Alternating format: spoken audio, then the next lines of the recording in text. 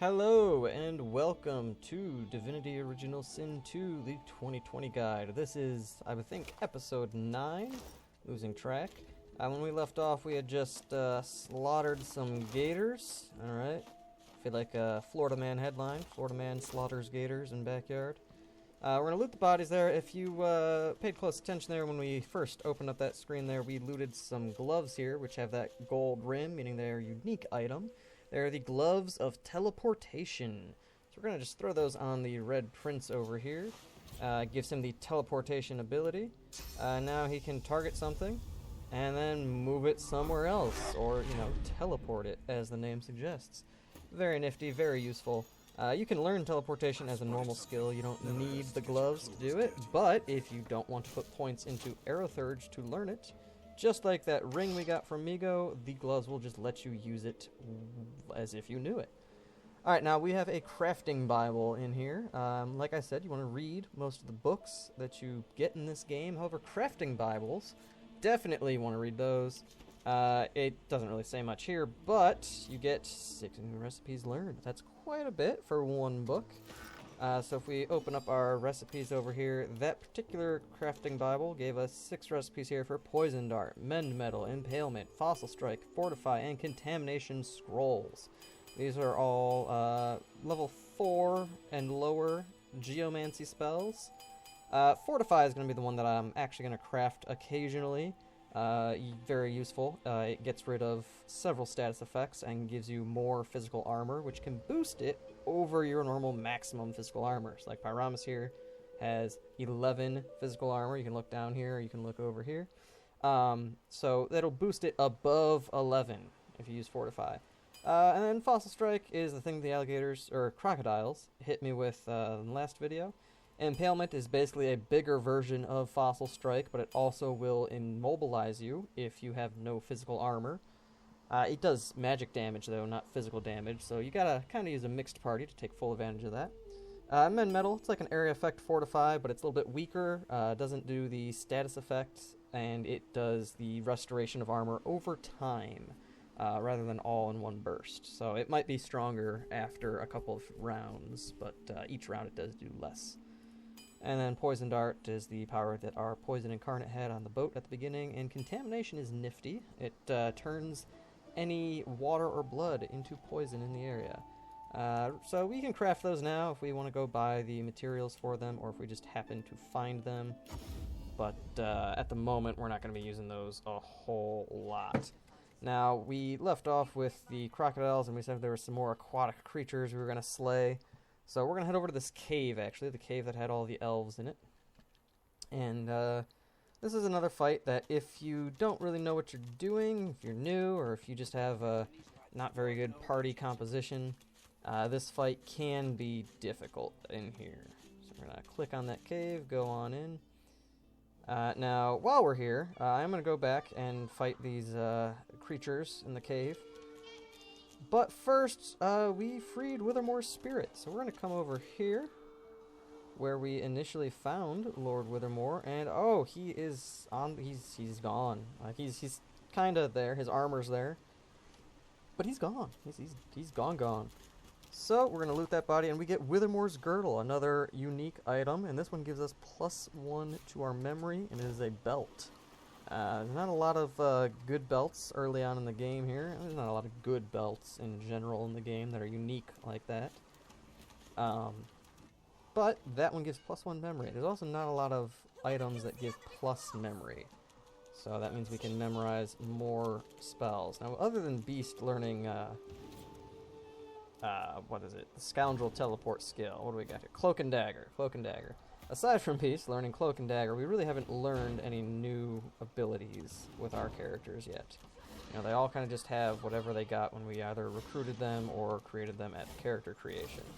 Right there, Lucky Charm went off there. We got a brass ring. I guess +1 Geomancer. So I'm just going to actually give that to Mumbo right now, because he's our, I say he's our Geomancy guy, but also he's our guy that we haven't learned any new skills with, so he doesn't have any Geomancy skills.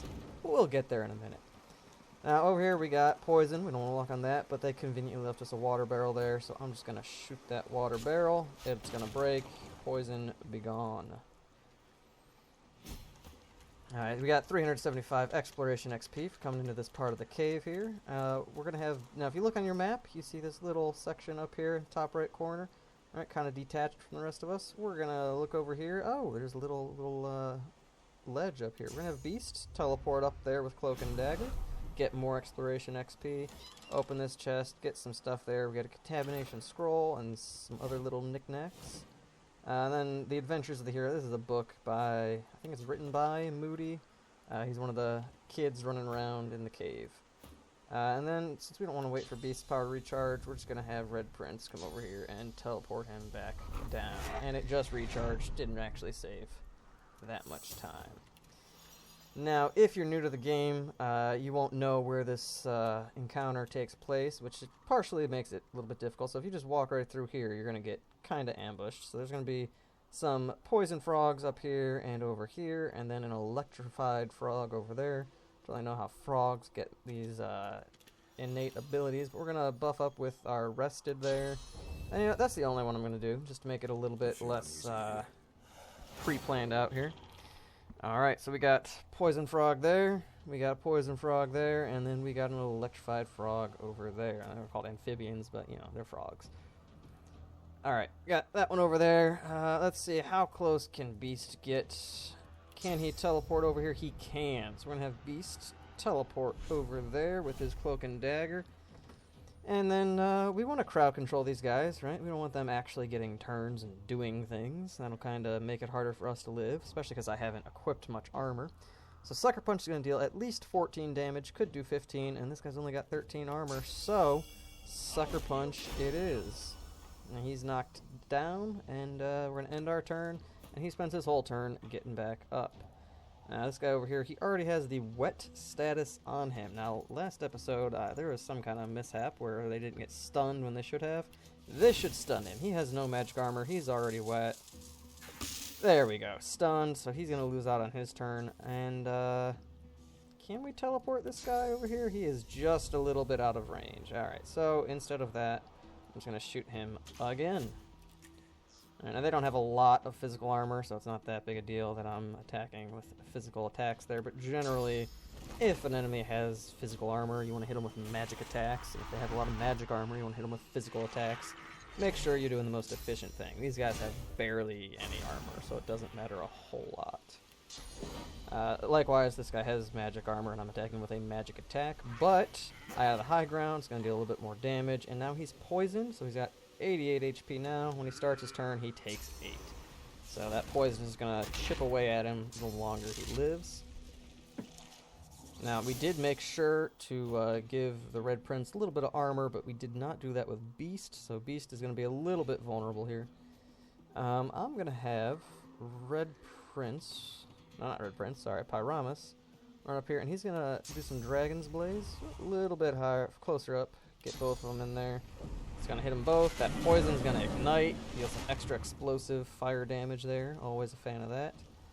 And then I can't really move very far away from him now. So this might splash damage onto me a little. Nope.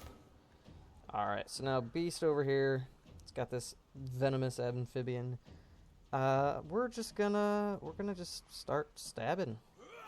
You know, we should get a second dagger for Beast. It will up his damage quite a bit. Now, since this guy has no magic armor and we have Petrifying Touch, we can hit him with that. Now, if you didn't get Beast as a rogue, if you got him as something else, you'd still have Petrifying Touch. But if you got somebody else as your rogue, you could have used Chicken Claw there and just not attacked him as many times as I did. Now, I'm going to have the Red Prince move... Oh, he only has 3... Okay, so he only has 3 action points this turn because he's shocked from that amphibian. So, I'm going to have him use Ricochet. Hit that one. Hopefully that one's close enough where this will bounce. There we go. Alright. And then I guess Mumbo's up next. Let's just buff him with some peace of mind. Alright, now that guy took the fire damage right when the turn started, and he bleeds poison. There's a lot of extra little things. Maybe not a lot, but there are some extra little things going on there. This guy's burning, so I can't really freeze him right away. Now, if you notice, he's not highlighted. Now he is. We're talking about this guy right back here. So, right here, he's not going to get affected by the rain, but right here he will. So I'm going to put the rain as close to Mumbo as I can while still affecting that guy. Alright? Now, it is going to put out his burning, make him warm instead, and I don't really care that it stunned the Red Prince because he's probably not going to need his next turn. So now we're going to go into tactical view. That's O on keyboard and mouse. I'm not quite sure what it is on a console. And we're just going to try and hit this guy. If you go right on it, I'm not sure they'll all hit, but we're going to try it anyway. And... oh, he's immune to frozen. Okay, see, if you have Lore Master... yeah, I could have checked that beforehand. I should know that by now. Yeah, he's immune to frozen. Forgot about that. Alright, well... that's alright. Superconductor, that's a big attack. That messed us up a little bit. Which is mostly fine, because Beast now can turn this guy into a chicken. And then just smack him a bit. Alright, now Mumbo still has plenty of magic armor. He didn't get stunned from this guy, so we're just gonna... ooh, yeah, he almost does nothing there. There we go. Alright. He's out of the way. That frog was really the big threat, because he can stun us. Where'd the chicken go? I don't see the chicken. Oh, it's over here. Okay. Backlash. Don't waste movement going over there. And there we go. The frogs have been defeated. Not too bad. We got stunned a little, but nobody lost a whole lot of health. And honestly, you know, we have quite a lot of gear that I just haven't equipped to anybody yet. I'm going to wait until we get relatively good gear before we actually start putting it on anyone. These frogs, I don't think they have... oh, okay, Decaying Touch Scroll, that's it's not terrible. Could come in handy. Get some more lockpicks, which since we don't have an undead, we need to hold on to the lockpicks. If you do have an undead, you can just sell lockpicks whenever you get them, as long as the undead character is your thievery person, which I would suggest doing. If you have an undead in the party, just give them thievery. It saves time, it's convenient. Now, even though nobody asked us to go kill those frogs, when we get up here, I think it's, yeah, Rula, this elf? Yeah. She thanks us for killing the frogs. We get 600 quest XP. Yeah, I'll take it. I'm not going to complain about that.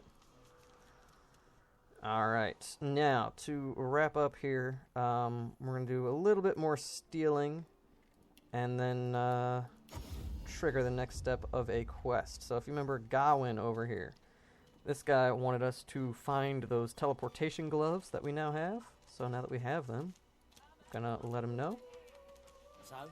But he's also our Aerothurge trader slash vendor, whatever you want to call him. So I'm going to steal some Aerothurge books from him. Now, there's a lot of people walking around in this area, so we're going to have Mumbo come over this way and distract Rezik. Alright, so now Rezik's not looking. Then we're going to have Red Prince come... Oop, don't be over there. He wants to talk to Beast. Yeah, some of the characters around Fort Joy will recognize some of your origin characters. And this dwarf recognizes Beast. Basically, if there's a dwarf, they're going to know Beast. But I'm going to have Red Prince talk to him on that side, so he turns around, so now that vision cone is facing that way. And now nobody's looking at Gawain over here, so Beast can just walk right up. Now there is Waltz walking around here, so you got to be a little bit quick, but you've definitely bought some time by having those two talk. Don't take anything until you know what you're going to take. That way you don't get interrupted partway through. Now the new skills at level 4, Uncanny Evasion, Teleport, Dazing Bolt, and that is it, those 3. And then he's got Gawain's robes, which just look funny once you actually put them on. So I'm going to grab those. I'm going to wait to make sure that Waltz isn't going to waltz on by. Alright, and so these bottom 3... okay, there she goes. I'm going to wait for Waltz to go past, and then I'm going to steal. Patience helps out when you're stealing stuff. Eventually... oh, okay, and we got the patrolman over there, too. Good thing we waited. Alright, so... there we're going to go, and definitely those bottom 3, and the robe. Take all his gold. And we'll take the apple. Why not? Alright, now again, once you're done stealing from... Actually, is anybody looking at... No, nobody's looking at Rezik. Rezik is our Hydrosophist guy. We're gonna take some stuff from him too. Winter Blast, Ice Fan, Armor Frost, Soothing Cold, why not? Restoration, okay. Gold, take it. Hail Strike, we already have it, but we can use extra copies of skill books a little bit later. Oh, he's just got everything. Alright. So Red Prince wasn't talking to somebody we stole from, so we can let that guy go real quick. And then Pyramus, yeah, we're going to one our way through this, and then Gawain's going to run off to do the next part of his quest. We get 600 quest XP for giving him the gloves, or letting him know we have the gloves. We still have the gloves, we did not give them to him. I just want to clarify that. Alright, so we are at level 4 inside Fort Joy. Next episode, I think we're going to probably run down into the arena here, do a little bit of fighting. We're probably going to upgrade our gear. Between now and the next episode, I'm going to actually steal from pretty much everybody in Fort Joy worth stealing from. That's going to be... we can't steal from Griff again. You can only pickpocket each character once. So these two are out for right now. But Butter up here gives you Huntsman skills. Going to take some stuff from her. Going to take some stuff from Deborah. There's a woman in the tent over here. Going to take some stuff from her. The doctor over here has polymorph skills, and the lizard in the cave has warfare skills. And then back here, we got pyroconnect skills over there from Stingtail, and there's an elf, Mao, walking around here. He's got geomancy skills. I'm going to be stealing from all of them in between now and the next episode. It's going to be boring if you guys just watch me steal stuff. So, I'll see you next time on Divinity Original Sin, the 2020 Definitive Edition Guide.